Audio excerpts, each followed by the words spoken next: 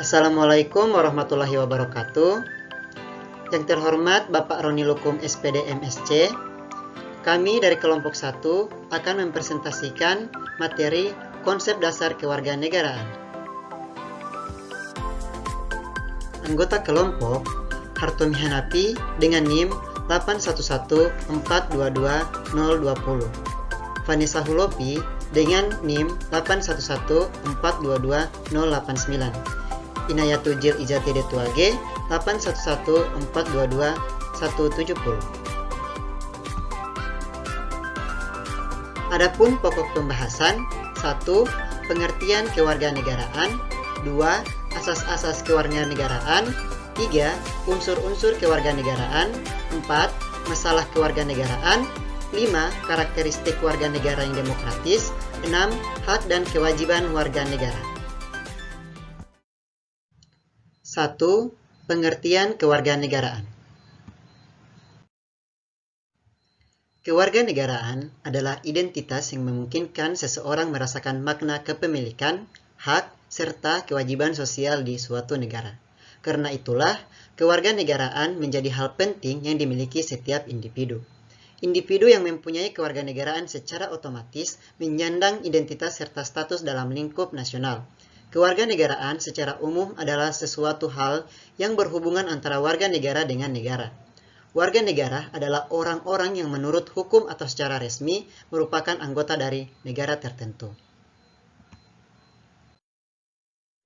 2. Asas-asas kewarganegaraan. Asas-asas kewarganegaraan terbagi menjadi 2. Yang pertama, dari sisi kelahiran.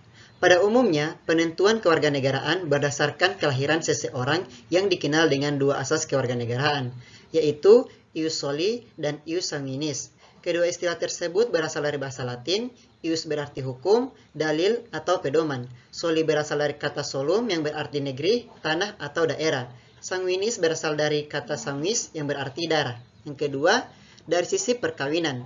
Selain hukum kewarganegaraan dilihat dari sudut kelahiran, kewarganegaraan seseorang juga dapat dilihat dari sisi perkawinan yang mencakup asas kesatuan hukum dan asas persamaan derajat.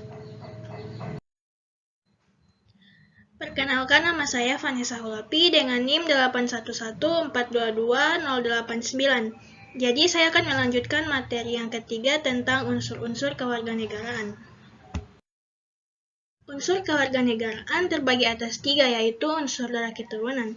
Artinya, kewarganegaraan dari orang tua yang menurunkannya menentukan kewarganegaraan seseorang. Jadi, kalau orang dilahirkan dari orang tua yang berkewarganegaraan Indonesia, ia dengan sendirinya juga warga negara Indonesia. Yang kedua, unsur daerah tempat tinggal. Daerah tempat seseorang dilahirkan menentukan kewarganegaraan. Misalnya, kalau orang dilahirkan dalam daerah hukum Indonesia, ia dengan sendirinya menjadi warga negara Indonesia. Yang ketiga, unsur pewarganegaraan. Dalam pewarganegaraan ada yang aktif dan ada yang pasif. Dalam pewarganegaraan aktif, seseorang dapat menggunakan hak opsi untuk memilih. Sedangkan dalam pewarganegaraan pasif, orang yang tidak mau dijadikan warga negara, maka yang bersangkutan dapat menggunakan hak repudiasi. Materi yang keempat ada masalah kewarganegaraan. Ada 3 jenis masalah kewarganegaraan. Yang pertama, apartheid, yaitu istilah untuk orang-orang yang tidak mempunyai status kewarganegaraan. Yang kedua, bipartheid, yaitu istilah yang digunakan untuk orang-orang yang memiliki status kewarganegaraan rangkap atau dengan istilah lain dikenal dengan dwi-kewarganegaraan. Yang ketiga, ada multipride, yaitu istilah yang digunakan untuk menyebut status kewarganegaraan seseorang yang memiliki 2 atau lebih status kewarganegaraan. Sebelumnya, perkenalkan, nama saya Inayatujil Ijati Detuage dengan NIM 811422170. Saya akan melanjutkan materi yang kelima, yaitu karakteristik warga negara yang demokratis. Untuk membangun suatu tatanan masyarakat yang demokratis dan berkeadaban, maka setiap warga negara haruslah memiliki karakter atau jiwa yang demokratis pula. Karakteristik warga negara yang disebut demokrat antara lain Yang pertama, rasa hormat dan tanggung jawab. Yang kedua, bersikap kritis. Yang ketiga, membuka diskusi dan dialog. Yang keempat, bersikap terbuka. Yang kelima, rasional. Yang keenam, adil dan jujur. Selanjutnya, materi yang keenam yaitu hak dan kewajiban warga negara.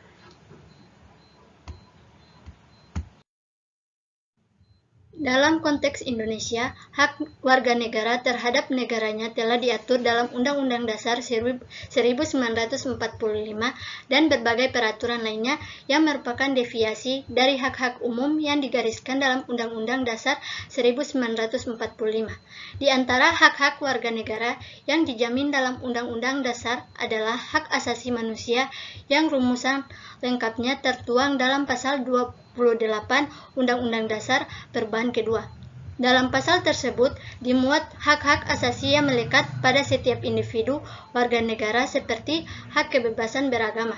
Sedangkan kewajiban yang melekat bagi setiap warga negara yaitu kewajiban membayar pajak sebagai kontrak utama antara negara. Jadi kesimpulannya, kewarganegaraan merupakan anggota dari suatu negara yang tinggal di wilayah mereka sendiri.